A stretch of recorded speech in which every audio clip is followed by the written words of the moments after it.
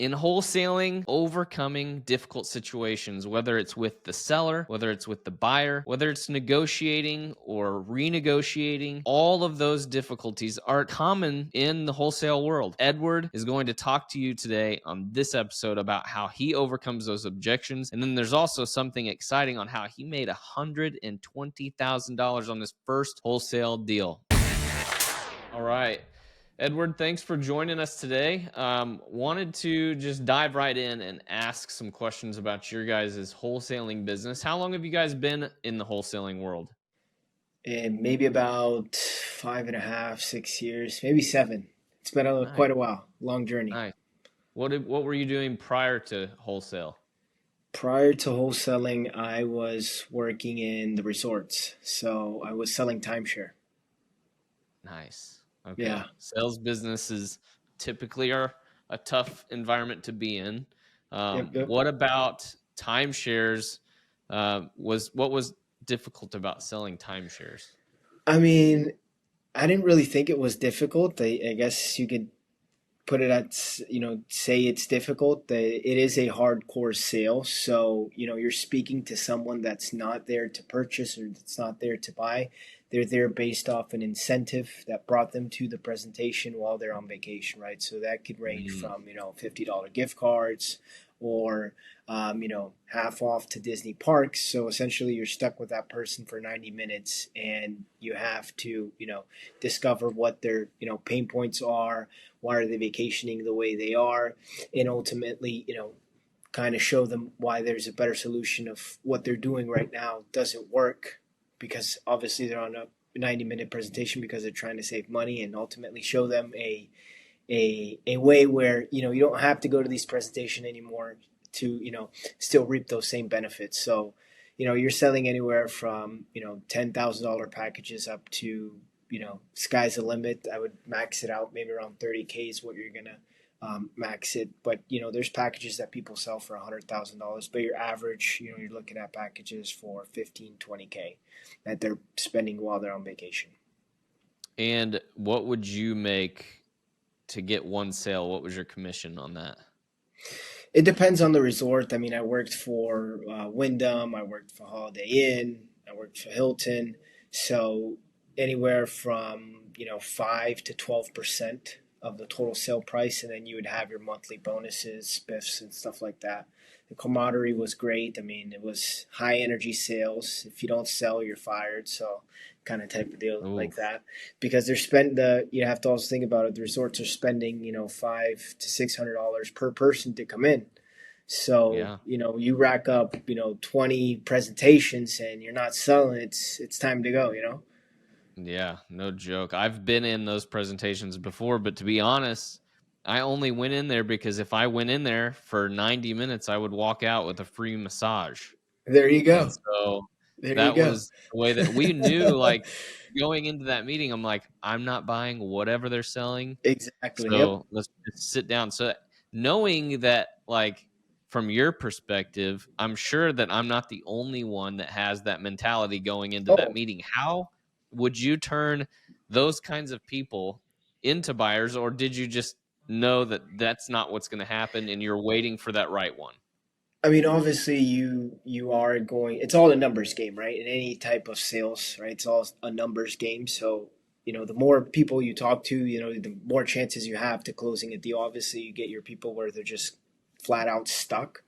Um, and they're not going to buy regardless if Jesus come down to earth or whatever the case may be. You do get those, but I think it's all about following a process, right? Whether it be in timeshare or in wholesaling, as long as you follow that process, whatever your process might be, you can convert that person, whether if they're really boxed in and closed up. If you just actually follow your sales process, by the end of your presentation or by the end of your sales call, that person might have a total different view on how the program actually works. So essentially, you don't really want to sell them. You kind of want to make them understand that you can on how the product works, right? Because maybe they're just not buying it because they don't actually understand how it works. And that applies to wholesaling or anything you're trying to sell, right? most people that say that they're not going to buy is because they truly don't understand how the process works, right? How the product works. So the simpler you can explain it to them and kind of explain it to a 5 year old, the easier it is for them to make a decision. So you just want to simple it down and essentially follow your sales process, whatever the sales process is. Yeah. How has this experience translated and helped you into the wholesaling world? I mean, a lot because it's essentially like I just said. It's following the process, whatever SOPs you have created for your business. Right now, I handle all the disposition side in in our wholesaling operation. So if I just follow the process, right, and I do everything I'm supposed to do, instead of just thinking that somebody's going to offer me a price and that's it, he's not coming up. If I just follow the process that we have here, most of the time I'm actually going to get a higher offer than if I would have just gave up and not followed the sale process. So let's say somebody offers 100 grand for a property, and if I just tell him straight off the bat, no, that's not happening, and don't continue to follow up and ask him, hey, are you able to come up on your price? I don't think we're going to be able to make that 100K work. More than often, that price is going to come up. And that's how I see it in any type of sales. It's always about, following up and making sure they understand how the process works so that, you're able to, make the most amount of money.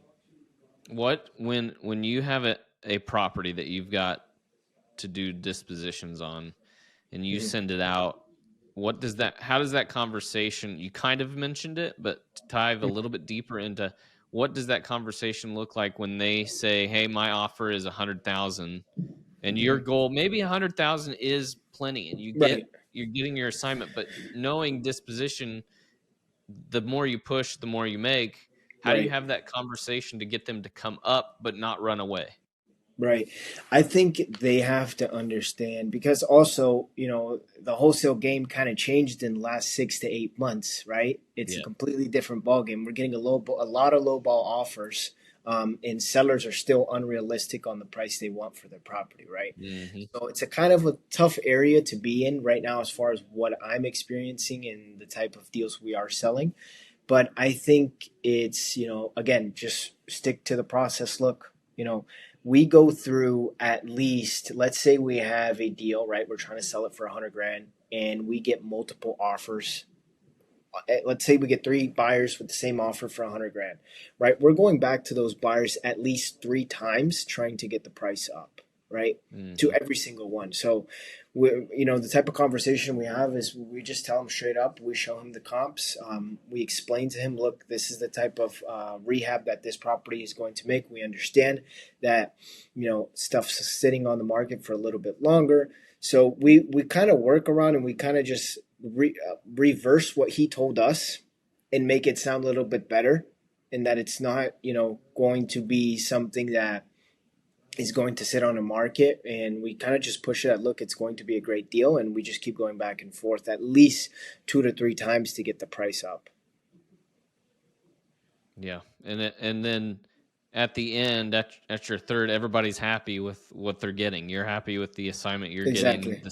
The buyers are happy with the price that they're getting. Are there any times that there may be some contention or headbutting that maybe Oh you yeah, have to back down?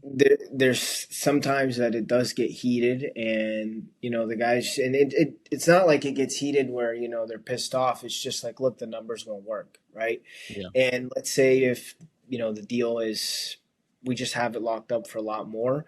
Um, Most of the time, we'll just let it be with the buyer, and we'll go back to the seller and try to renegotiate with them and make it work with the buyer, and try to make something out of the deal. yeah, that is a good tip. We've had to use that a couple times, especially recently. These we're experiencing the same thing. It's even assignment fees are lower than what we were getting, because the market's shifting. And even when you go back to the seller, sometimes they're not willing to budge on price at all. Right. Is there a script that you follow or a process that you follow when you've worked a price with them and now you're coming back asking to renegotiate? What do you say? How does that look? Yeah, so for us, what we do is, well, we would have to go back to the beginning, right? We let them know that we're going to have several inspections, and throughout our inspections, we're going to actually see if the property, does qualify for that number. That's something we've started implementing because a lot of our offers that are coming in on the other side from the buyers are coming in a little bit lower than what we locked up the properties for. Hmm. So we're letting them know up front, look, there are going to be several inspections that your property has to qualify in order to pass. We think it should pass with flying colors, but we would definitely let you know in the future. So we're kind of like planting a seed into Hmm. the seller's mind, so they understand that we are going to be calling later on if needed. We don't like to do it on every single deal, but there's certain cases where it needs to be done in order to get the deal done, right? And essentially, Does we're that just ever calling. build like a little bit of hesitancy with the seller? Because, like, say I'm selling to you and I say, hey, 150 is where we need to be. And your response is, yes, we'll do 150. However, we've got these. Do they ever just say, no, I don't, it's 150 or no deal? Right. I mean, I think it's all about how you word it, right? If you're wording it in a way where you're just, look, this might be 150 or might not be, right? They're probably going to, have hesitation in regards of signing the contract. But if you just Right. leave it vague and blank and say, look, because when you sign a contract, you tell them, look, I'm going to give you 150, like everybody does, and what we do as well, they're going to sign, right? But Yep. we also just plant a small little seed. Hey, we're going to have a few inspections, you know, and we just want to let you know that it just really depends on how much work needs to be done to the property. So you want to leave it like kind of vague and not like Hmm. clarify it so much so it's not a big deal, right? It's all about how you say it. Yeah. Yeah. It's very true. It's hard sometimes to communicate with people. And we experience very similar situations. Oftentimes, it's like we project this to be a $30,000 rehab, but then having some other guys go through it, it's like, oh man, they're telling me 45 and we were banking on 30. We're off by about 15 and we have to make that up somewhere. Like, I can't Right. bring 15 to the table. Are you able to adjust your price? That's a lot of times how it goes for us. And we've not really had too many instances where people have said, nope, that's not good. I'm going to walk away from the deal. Have you had that where a seller just says, nope, I'm done. I want to be out Yeah, of I the mean, contract. we have a situation right now. It's a deal over in Tennessee, and we have it on the market for. I think we had it for like 120, right? Posted it on Investor Lift, sent it out to a few buyers. We actually also posted it on Facebook Marketplace. Um, we have been having a little bit of luck with that, Hmm. and just getting more exposure. And we had somebody offer, I believe it was $70,000, and we had this property under contract at 108, and we had it for 120. You guys offered 70 grand. I mean, it's in the middle of nowhere, right? There's like trailer parks in front of the house. It's a completely mess, right? And she's going through surgery, but she has these kids that live with her. I'm assuming they're sons or nephews, whatever the case is. And she wants to get rid of it, but the kids just don't want to drop the price, right? Got the buyer up another 20k. Oh, well, I got him up to 90k. Um, and I think he'll do 100, but she's just stuck at 100, right? She won't go below 100. We had it locked up for 108 and listed it for 120, but she's just at a point right now. We've been dealing with her for the past 2 weeks that she, for whatever reason, will not drop the price whatsoever. Mm. The lowest she came down was like 8 grand, and this has been going on for like 2 weeks. So, there's certain deals that happens. It's not often, but we always try to get the deal done. Yeah. What's the best assignment fee you've made? It was like 120. I think, yeah, that was the biggest Whoa. one. 120, 115, 120. Yeah, Jeez, yeah, that may be the highest assignment fee I have ever heard yeah. in That all was these that was podcasts. crazy. I sold it on Facebook Marketplace. Can you believe that? That is I sold it on bizarre. Facebook Marketplace to a Spanish couple. They're not even rehabbers. They call me till to this day looking for more properties. Wow. Uh, What kind of house was it? it was completely mess. It was a complete mess house. It was over in California, in Eureka. It's kind Okay. of a rural area. The house had a tree that fell down on the roof. It was in rough shape, and we picked it up. I can't remember what we picked it up for, but yeah, it was crazy because the seller wanted to back out multiple times. Multiple times, the seller was trying to back out. When the Ooh. buyers went to go see the property, the neighbors started calling the cops. They kind of got spooked. They showed up with like these two vans and didn't know what was going on. So the neighbors called the cops, and these are not, your regular typical buyers. They're just, regular civilians that are looking for a house and they're willing to pay cash. So they kind of got spooked out. I had to bring them back to the table, explain to them that this is a legit transaction.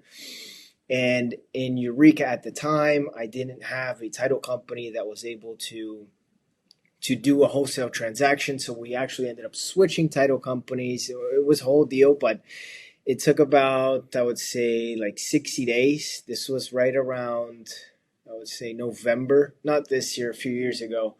This was in November, and I was hoping to get this check like for Christmas, right?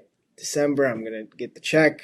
It's gonna be amazing. But I ended up getting the check, I think like late January, beginning of February. Wow. So the seller wanted to back out. What was driving them to want to back out? The price.